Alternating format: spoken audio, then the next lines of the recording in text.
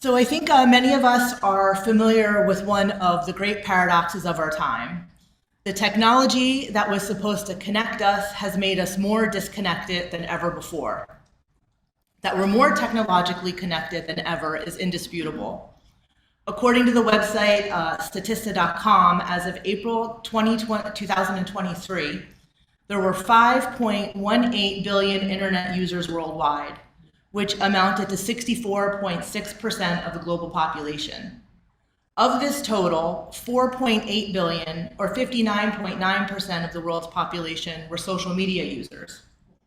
And as of 2022, 98% of 15 to 24-year-olds in Europe and 94% in the Americas were internet users. Globally, the percentage for that age range is 75%. As American psychiatrist Edward Hallowell says, never in human history have our brains had to work with so much information as they do today. We have a generation of people who are so busy processing the information received from all directions that they are losing the ability to think and feel.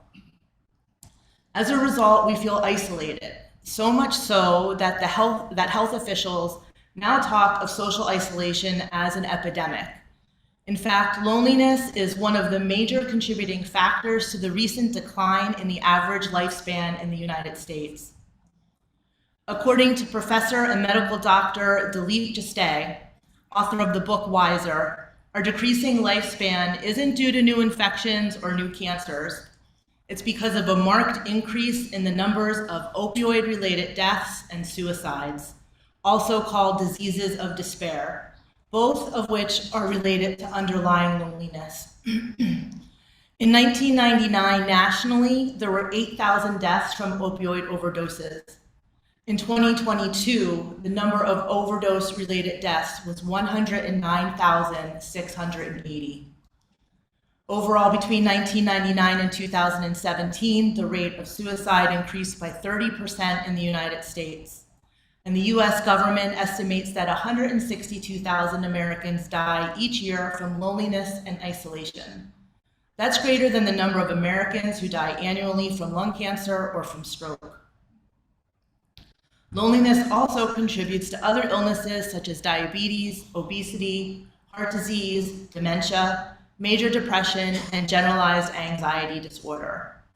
Based on studies of thousands of people who were followed over a period of years, loneliness increases mortality by 30%. That is the same or greater than mortality attributed to smoking 15 cigarettes a day or mild to moderate obesity. In the midst of this crisis of isolation, being truly connected isn't a luxury, it's a lifesaver. The question then becomes, how do we build connection? Where do we find the feeling of belonging that we need to thrive? You might be surprised to hear that one research-backed answer lies in the power of ritual. A ritual is defined by psychologists as a predefined sequence of symbolic actions, often characterized by formality and repetition that lacks direct instrumental purpose. Research identifies 3 elements of a ritual. First, it consists of behaviors that occur in fixed succession, one after another, and are typified by formality and repetition. Secondly, the behaviors have symbolic meaning, and lastly, these ritualized behaviors generally have no obvious useful purpose. In his book, The Power of Ritual, author and theologian Kasper Turkile takes things we do every day and layers meaning and ritual on them, even experiences as ordinary as reading or eating, by thinking of them as spiritual practices. Turkile firmly believes that ritual helps us foster the deep connection so many of us feel we lack and are looking for.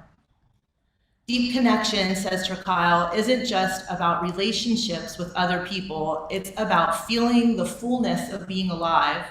It's about being enveloped in multiple layers of belonging within, between, and around us.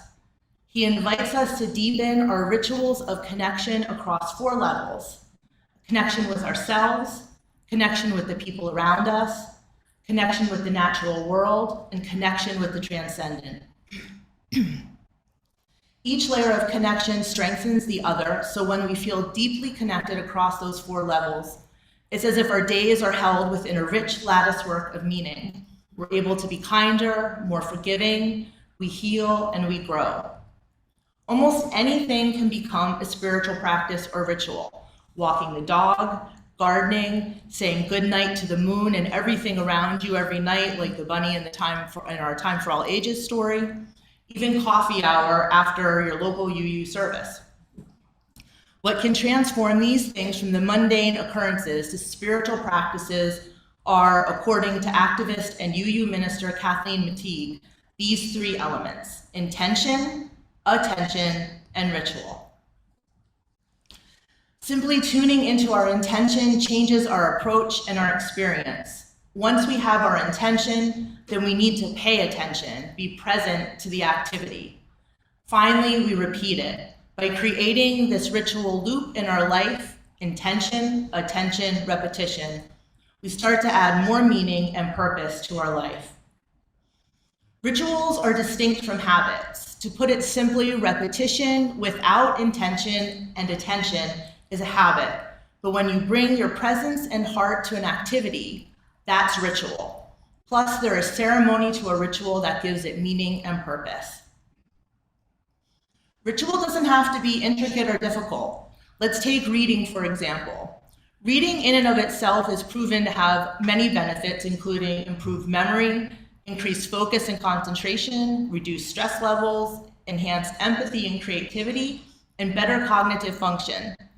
It makes us see ourselves in other characters and can challenge our worldview. But how does reading become a ritual that fosters connection? One of the practices Turkile recommends as part of connecting with the self is the ancient practice of sacred reading, also called Lectio Divina. I was introduced to Lectio Divina in seminary a couple of years ago, and it quickly became a regular practice of mine. When we think of sacred texts, we most likely think of the Bible or the Quran or the Bhagavad Gita.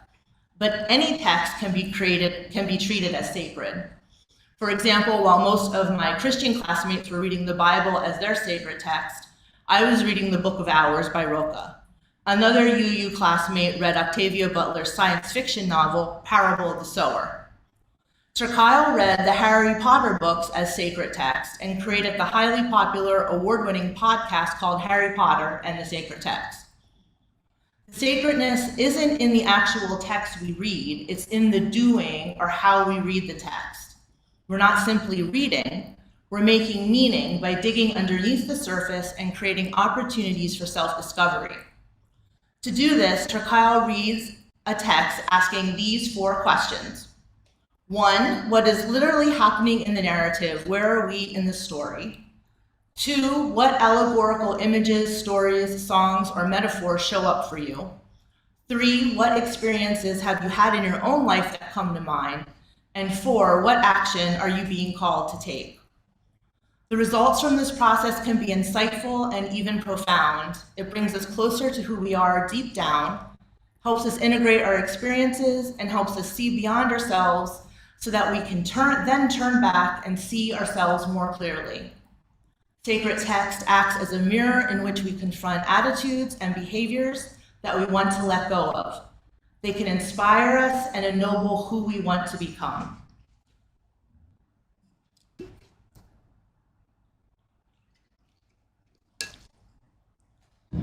So what about connection to community?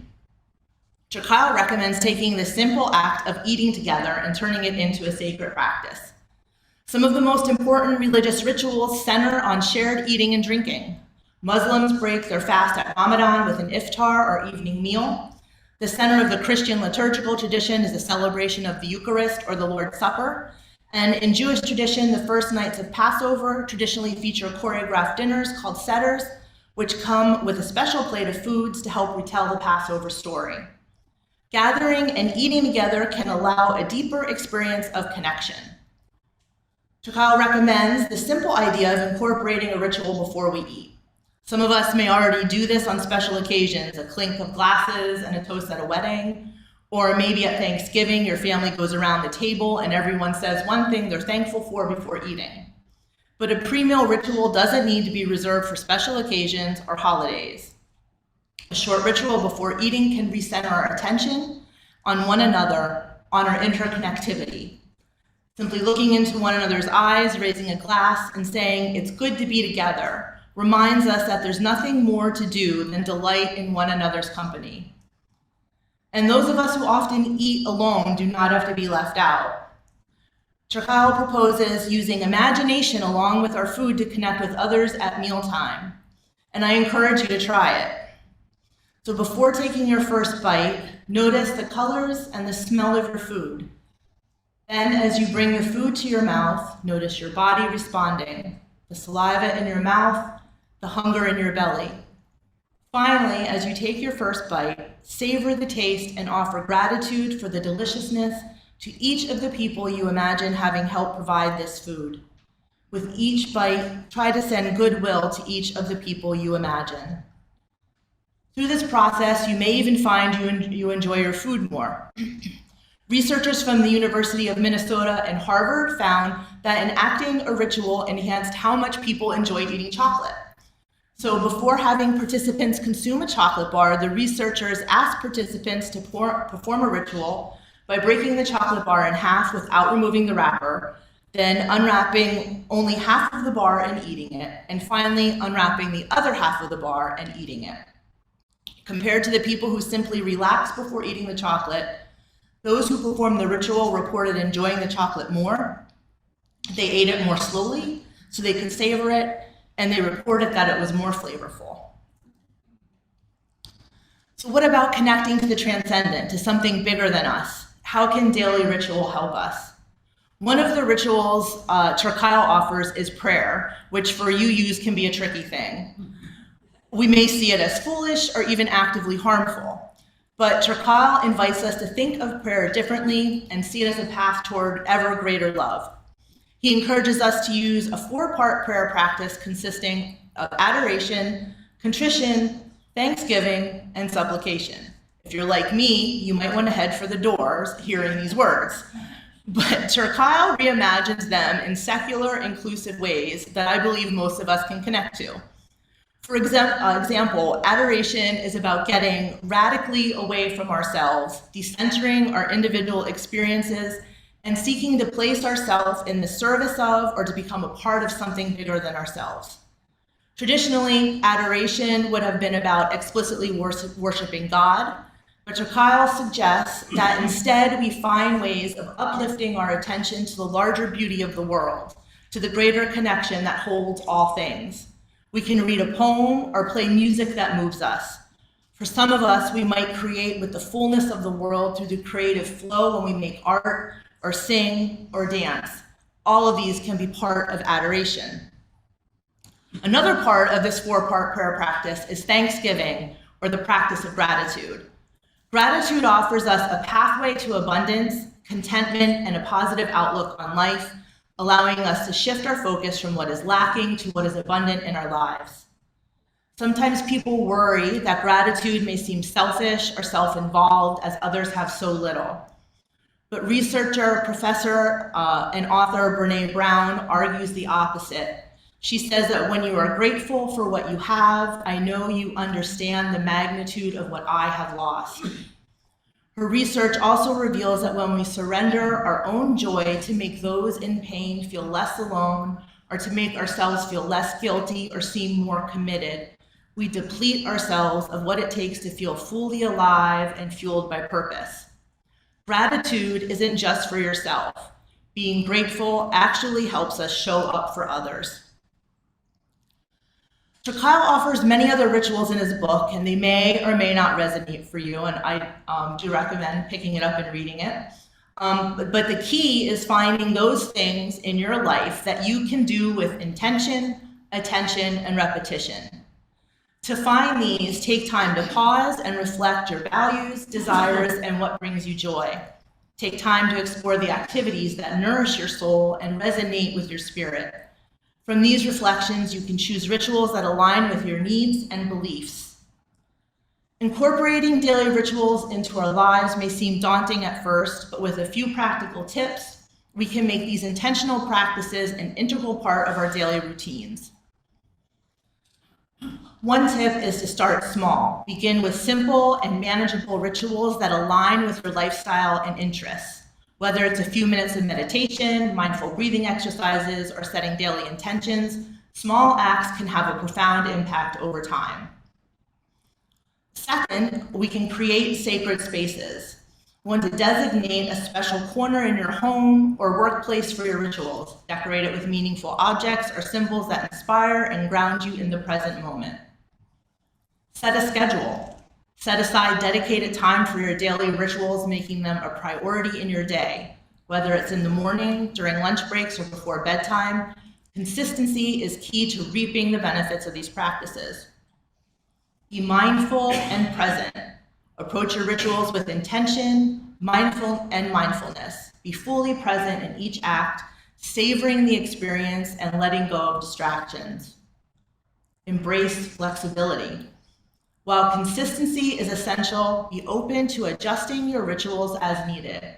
Life is dynamic and circumstances may change, so allow your rituals to evolve with you. Find accountability.